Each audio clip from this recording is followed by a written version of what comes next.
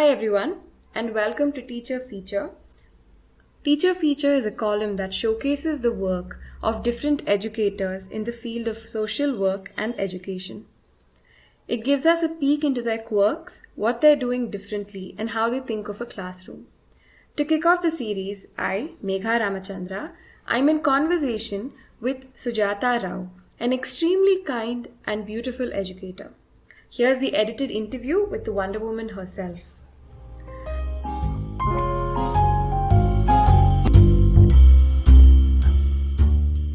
Hi Sujatha, why don't you start this off by giving a brief introduction to yourself? My name is Sujatha Rao, and for the last 15 years or so, I've been involved broadly in the social sector and more specifically in the area of education. My work has predominantly two focus areas. One, I've been working to see how education itself can be made more equitable and more flourishing for individuals. And the second part of my work has been working with social purpose organizations to see how their programs, their interventions, their organizational strategies, theory of change, theory of action can be made more impactful. So predominantly, these have been two areas that I've been involved with. So, why don't you tell our listeners a bit about what you started off by doing professionally in your field? What were the things that kept you busy early on in your career? And how is it different in the last few years professionally? Where have you reached or where have you transitioned to in the last couple of years compared to when you started off in this field? I've had multiple roles and I've been involved with multiple projects over these last 15, 18 odd years. Um, a lot of my work in the beginning was with vocational education, and I was looking at how vocational education pathways could be made more accessible for marginalized communities. From vocational education, I sort of moved into school education. And within school education, particularly, I've been looking at systemic change, right? How does one make the variety of institutions that are involved in education, whether it is administratively in the public system, or whether it is through teacher training institutes, or whether it is through whole school reform and school development, how can we ensure that schools become safe and flourishing spaces for students, for parents, and for communities? Um, and as part of this journey, I have been a professor at Azim Premji University. I also am in the academic council for the Indian School of Development Management. Um, I've been part of consulting groups that have worked on educational policies and on leadership development for the public school system.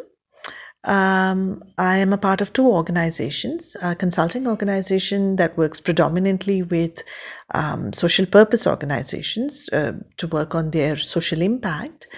And I'm the co-founder of Chaby, an organization that is focused entirely on enabling school certification pathways for individuals outside of the formal school system.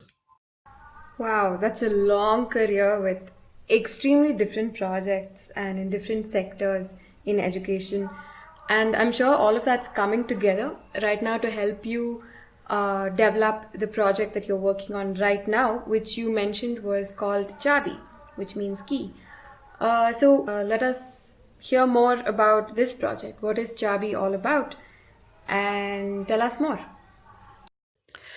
So Chaby is a education technology platform that is focused on creating an infrastructure, a platform that makes it that makes possible for individuals to access, understand, and use the national open schooling curriculum to be able to get their class 10 and class 12 certification.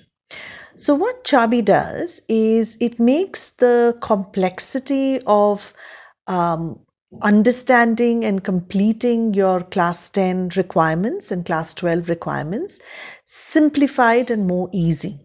So, Chaby takes away the confusions and the overload of curriculum by simplifying the curriculum and creating clear learning pathways such that it becomes more possible for students, particularly those who have dropped out of school or who are outside of school, to understand curricular concepts, but also provides them with opportunities to practice and learn those concepts such that they get the confidence to be able to clear their class 10 and class 12 examinations. Chaby does this through the Chaby Learning app. The app itself is a light, easy to download tech.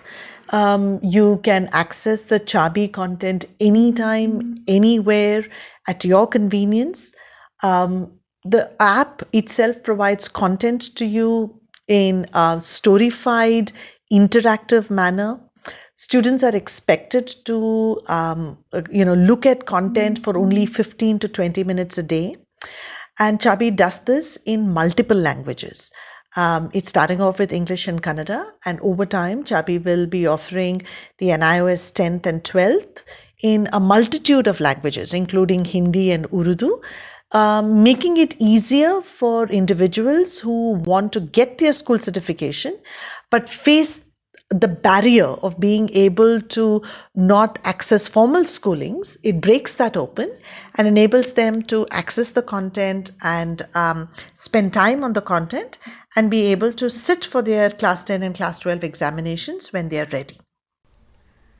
Wow, okay, this sounds very exciting, and I think it's really interesting also because you're kind of trying to reimagine education and find alternative ways to complete a student's learning while being extremely mindful and cognizant of the challenges that are very unique and particular to the Indian context. So I think because of that, it sounds like a wonderful app that will touch a lot of people. So tell us more on where is Chaby right now and how soon do you think we'll all be able to start using it?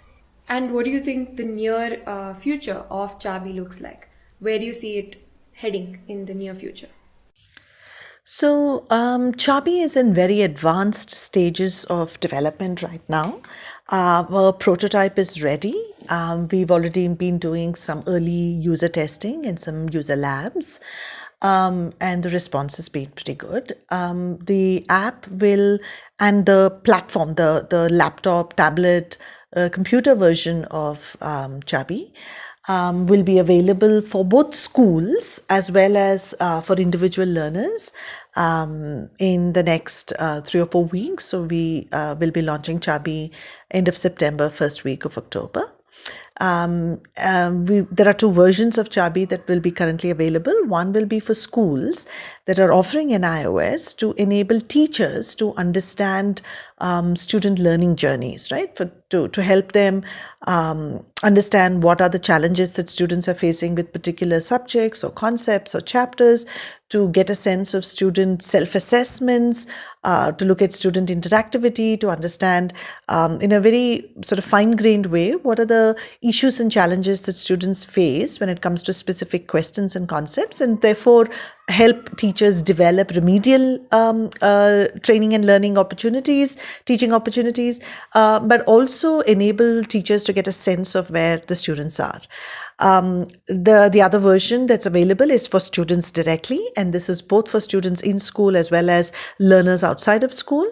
It is self-paced. It is learning at your own time and your own convenience. Chaby will provide you examples of how to answer questions, sample questions and answers, but it really breaks down the content to make it very simple. In fact, the motto of Chaby is actually less is more. Our fundamental philosophy is that every individual has their own learning journeys and their own pathways. Every individual learns at their own pace, in their own way, and therefore are providing opportunities for multiple learning styles, multiple learning approaches will enable greater success for students. So Chaby is in a very advanced stage right now. Wow, I think the less is more bit that you mentioned really caught my attention.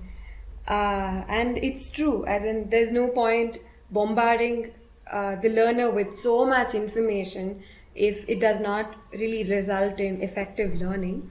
But just changing tracks here a little bit, because I want to ask you about more on why did you develop Chabi? What was the motivation or the drive behind developing the project itself?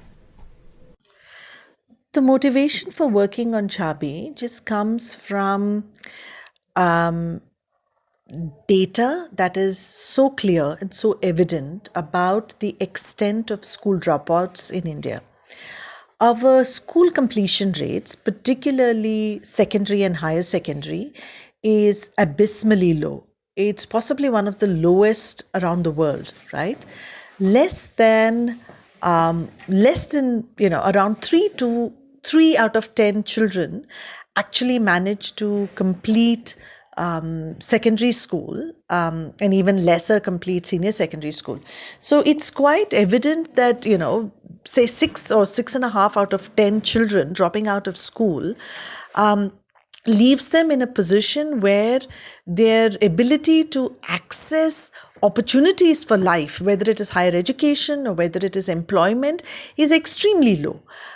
They often end up with low paid work. They struggle to find access to higher education opportunities, including vocational education opportunities. And it's actually the fault with the education system that makes education so standardized that pushes individuals out of the formal school system, right? It creates an environment that is not conducive for purposeful learning. And for many people, particularly individuals with poor socio-cultural capital, it's almost impossible to get back into formal schooling. We've had many, many years of active enrollment drives in our country where we've gone around to communities and have encouraged, students, particularly older students, to come back to school, and they've met with very poor success. This problem is actually exasperated when you look at gender, right? For example, girls disproportionately drop out before secondary school. When we look at issues of caste and we look at issues of minority religion, and when we look at children who come from poorer socioeconomic conditions. And so when we have such a large percentage of children dropping out of school, and when we know that enrollment drives have not worked, one must have to deal with alternate ways by which access can be provided to these individuals to be able to complete school certification, because school certification is often the first barrier, right, that you have to overcome to move on in life, right, to get access to, say, class 12 or vocational or college or even employment, that's not blue collar employment or just sort of labor driven. So the driving force for Chaby is twofold. One is to create this infrastructure, this access pathway, and the second is to challenge traditional norms of learning. Right? We've always in India, particularly, been driven by excessive curriculums. Right?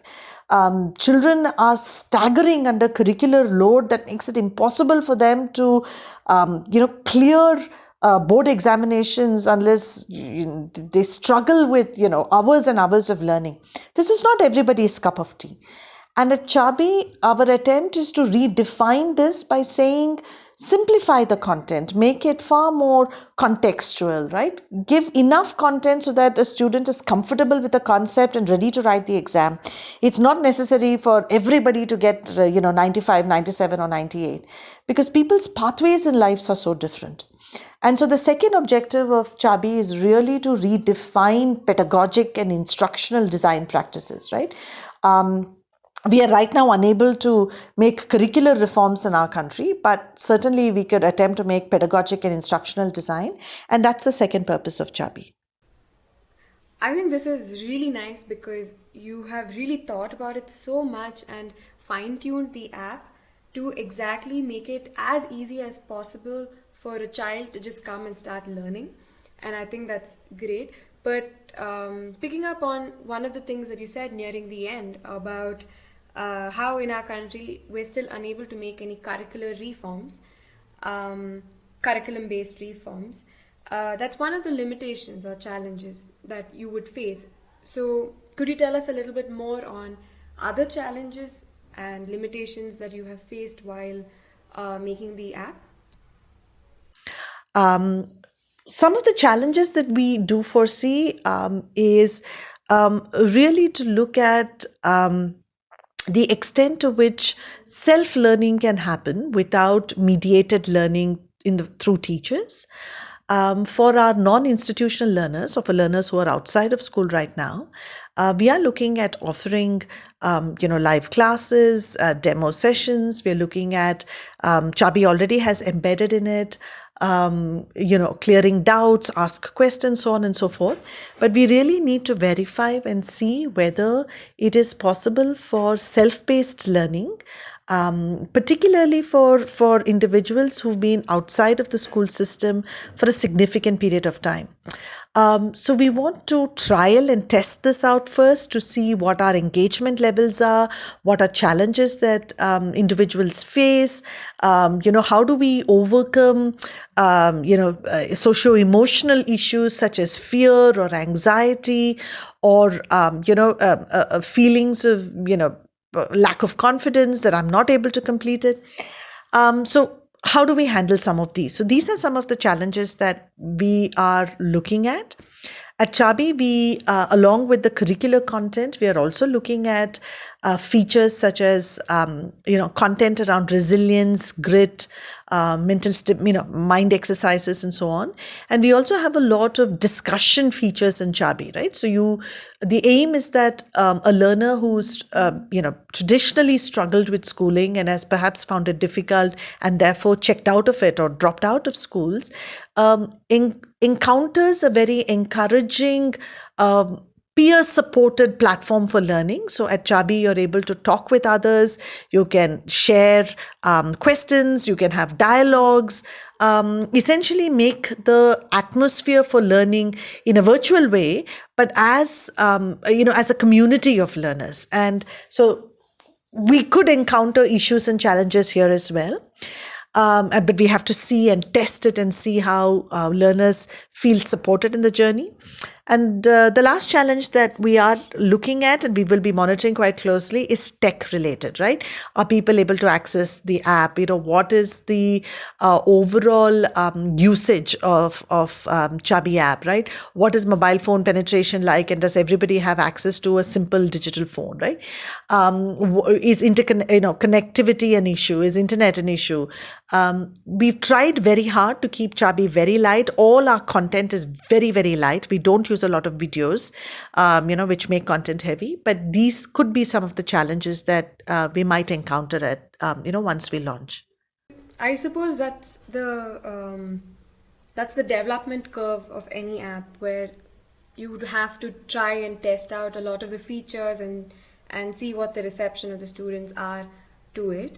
So just to quickly wrap up, what do you think is the future? What do you foresee as where do you want Chabi to go, or where would you like it to fit in, or what purpose do you want it to serve in the longer run with your app?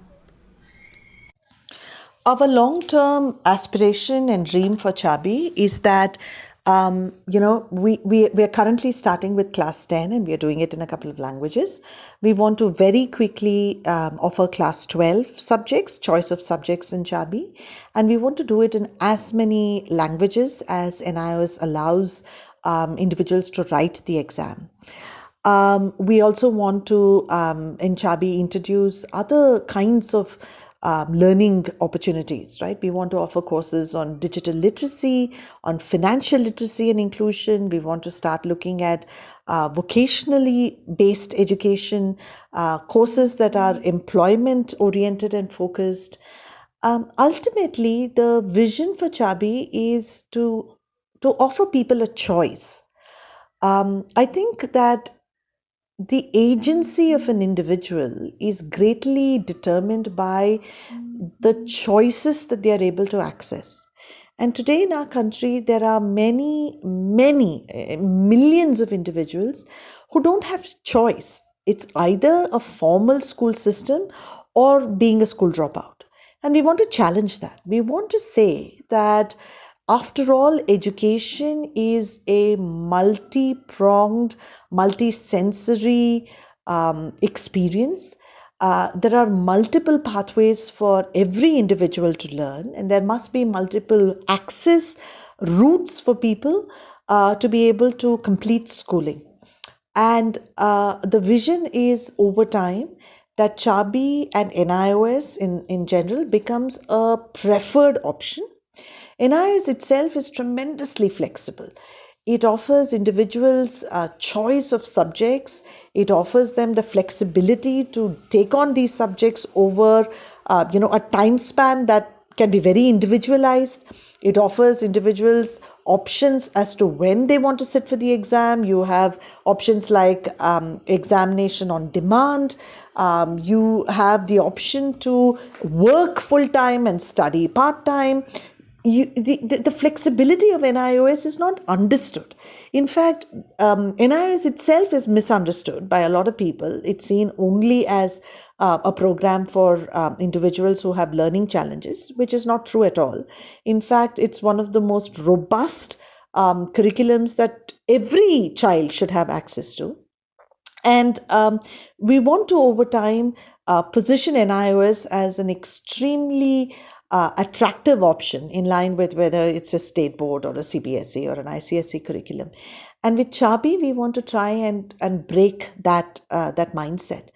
And finally, Chaby, we aspire to make Chaby, extremely affordable. So we want to break the affordability barrier when it comes to education, and ensure that the model of subscribing and contributing to Chaby is something that people can easily take on. So the aspiration for Chaby is really an alternative learning in its full spectrum, right? With pedagogic content in terms of its interactivity, its storification, and our attempt to contextualize learning in terms of time required, to make time more malleable for people at your convenience, right? Anywhere, anytime, to make it a light app so that it doesn't consume bandwidth, and to make it a sort of a multi sort of sensory experience with audios and videos, but also multilingual, right? In as many different languages as possible, so that as many barriers for learning as there are can slowly be removed one by one, right? So that's the aspiration for Chaby. All right, thank you so much, Sujatha. This was lovely to hear you talk about Chaby, a project I can see that you are so passionate about. I think it's extremely interesting and kind of the need of the hour because you propose an alternative way of learning and something that seems to be designed or caters to the challenges that a student might have to navigate in India. And so, thank you once again, and thank you, listeners, for joining us on this. Do watch out for the next issue where I'll be in conversation with another educator to hear about their story and their ideas in teaching. Until then, stay safe and goodbye.